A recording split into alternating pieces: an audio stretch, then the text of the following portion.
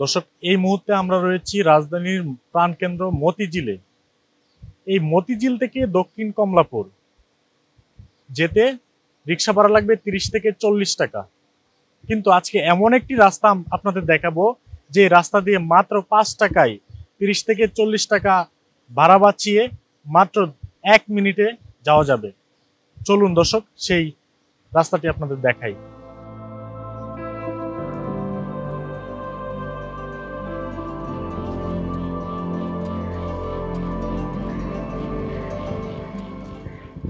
দর্শক, আপনারা দেখছেন যে আমার পিছনে কিন্তু একটি ঘাট রয়েছে।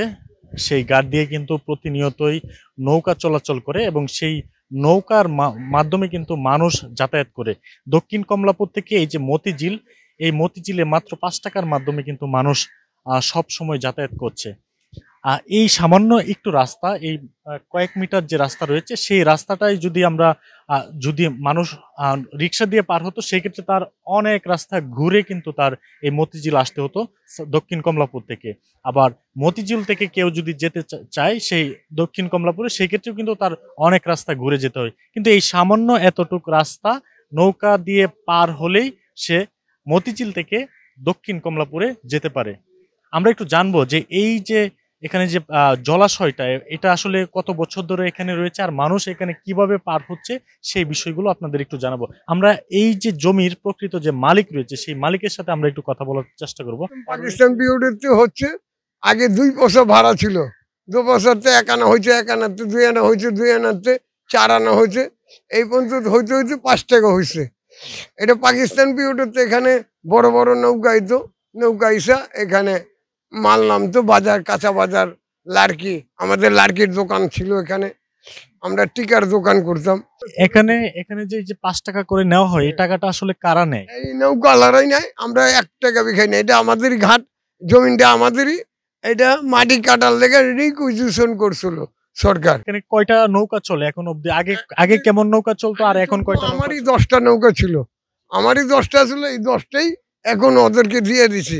আমি তো আবার দোকান করে রাখি, আমি তো আর নাও চালায় খেতে পারবো না, এই জন্য ওদেরকে আমি এমবি দিয়ে দিছি, দোয়া করবে। এই জায়গাটা যখন ভরাট করা হবে, তখন কি আপনি এই যে জনস্বার্থে জনগণের জন্য কি রাস্তা করে দিবেন কিনা? করে দিব, হ্যাঁ, একটা রাস্তা করে দেবো 15 ফিটের।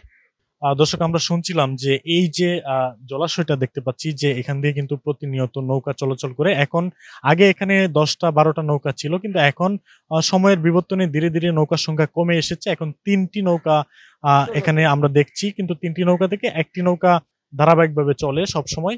এই অল্প কয়েক গজ রাস্তার কারণে কিন্তু মানুষের যে দীর্ঘ রাস্তা ঘুরে দক্ষিণ কমলাপুর থেকে যে মতিঝিল আসতে হতো, সেটা কিন্তু আর আশা লাগছে না তাদের।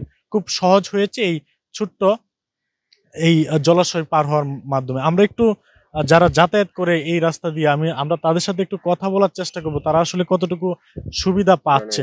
অনেকটা ভোগান্তি কমে, সময় বাঁচে। দর্শক, আমরা শুনছি যে মাত্র 5 মিনিটে কিন্তু দক্ষিণ কমলাপুর থেকে এই মতিঝিল আসা যাওয়া করা যায়। আর এটা রিক্সা দিয়ে যেতে হলে তাদের 15 থেকে 20 মিনিট সময় লাগবে। সেক্ষেত্রে রিক্সা ভাড়াও তাদের 30 থেকে 40 টাকা লাগবে। আমরা একটু আজকে নৌকাতে উঠবো। কিভাবে দেখছেন বিষয়টি? মতিঝিলের ঐতিহ্যই, মতিঝিলটা রয়ে গেছিল এক চিপা ভিতরে, তাই কেউ জানতো না। তো বন্যা উঠলে পুরো বাড়িতে এলাকাতে পানি উঠে যেত, এটার ঐতিহ্য, এইটাই পানিটা আর কি বাড়তো। তো এখন তো জায়গার মালিক বের হইছে, হ্যাঁ, এটা মালিকানাধীন। একটা সময় এখান থেকে মাটি খুদে মতিঝিলটার উঁচা করা হয়েছিল, করার পরে বিল্ডিং হয়েছিল, তখন থেকে এইটা আর কি ঝিলে রূপান্তরিত হয়েছে। তারপরে সকল জায়গার বর্জ্য এই জায়গায় আসতো, এই পানিটা আর শেষ হয় নাই, এটার ঐতিহ্যটা এখানেও রয়েই গেছে। এখানে এটা শর্ট টাইমে যাওয়া যায় আর কি, এইটাই। আমি তো মনে হচ্ছে 7 দিনের পর পরে, আগে একটু বড় ছিল আর কি। ও তখন পাস পাইনি তো, রাস্তার ওই যে বড় আছিল, ওই যে বিল্ডিং।